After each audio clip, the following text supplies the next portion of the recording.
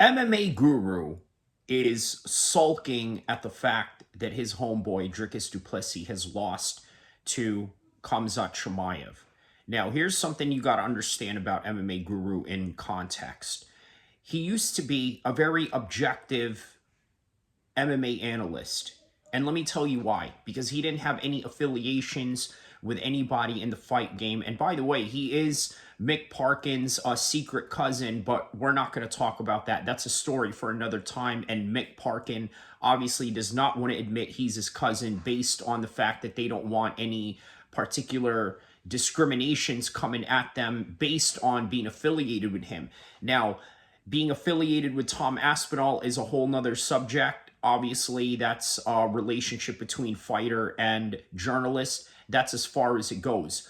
But his relationship with DDP has literally affected the way that he looks at the sport of MMA now, and I'm talking about in a non-objective way. So it was so easy for MMA Guru to have a platform or a concept of his YouTube page where he can call out anybody at any time. He can be anti-fighter pay. He's for the UFC in terms of letting the fighters have low pay and things of that nature, right?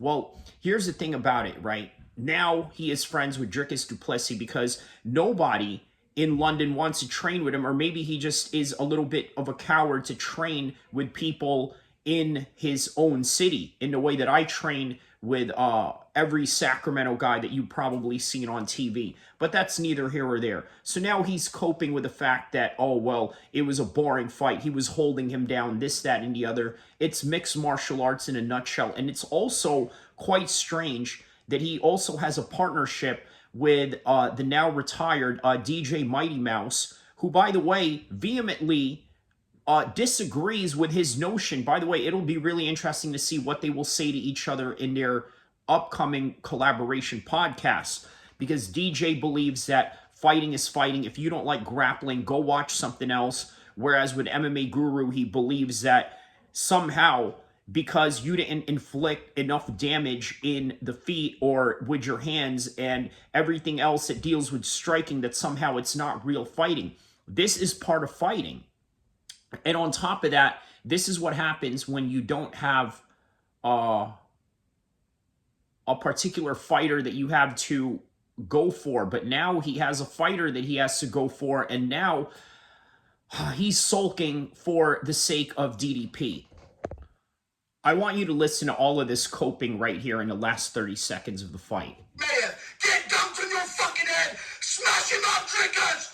Smash him up!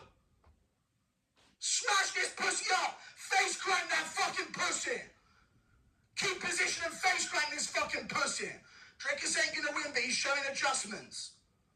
And he's doing better in these later rounds. But he's Chimaev's holding on to his glove. He can't. Chimaev's got wrist control. He can't posture and throw at the same time.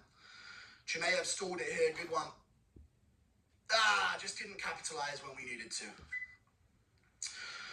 Khamzat Chimaev, dude, the first guy to win a championship without causing any harm. It's a horrible sight to see.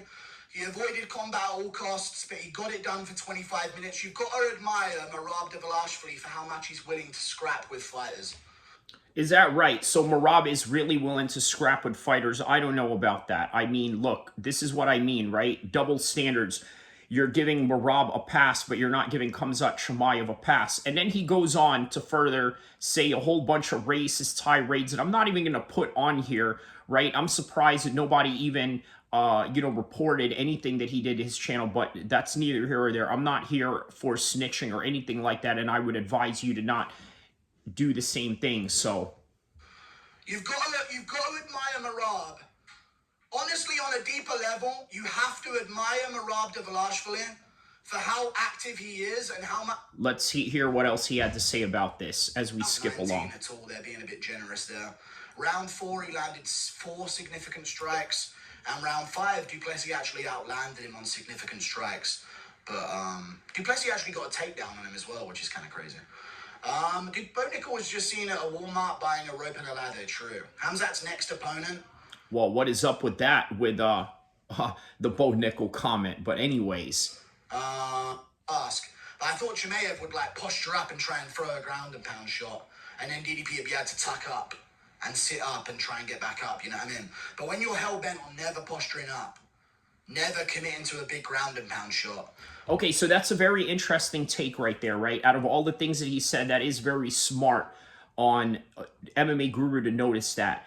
What does he mean by that? When Khamzat Chimaev was on top, he decided he was not going to posture up. Why? Because there are sudden instances where you could lose your position in that particular exchange. So he decided, you know what, he's going to hold down, he's going to keep his head down, and he's not going to posture up, meaning that he's not going to try and throw punches. What he did was he did throw punches when he was in the crucifix, but if he was to posture up, DDP could get back up easily. Why? Because DDP has strong hips, indicative of the fact that when he got put in a crucifix position, by the way, both of your arms are locked in together, right? In one part of the arm, it's locked in by Chimaev's legs. The other arm is being controlled by Chimaev while he's pounding you with one hand, right? So, yes, he could easily posture up, and actually, it was all hip muscle that Dricuss was using to get out of those crucifix positions. But furthermore on what MMA Guru had to say about this. Always keep the body lock. Stay as close to your opponent as possible. Stay to your close opponent as possible. Wait for crucifix to do little mini baby punches. Never posture there either. Even in a crucifix, he didn't open up. They weren't exactly baby punches, okay? MMA Guru was wrong about that, right? I mean, look at the damage that was on the face of Dricuss du Plessis after the fact. I think that tells the story right there, whether those baby punches on a crucifix position was baby punches or they were just baby tings, as baby ting Mr. Dylan White's manager would say. By the way, shout outs to Dylan White. I know it was a very tough loss, by the way, but on any regard, shout out to Moises Otama becoming the new Mike Tyson of the boxing's heavyweight division right now. Great that they had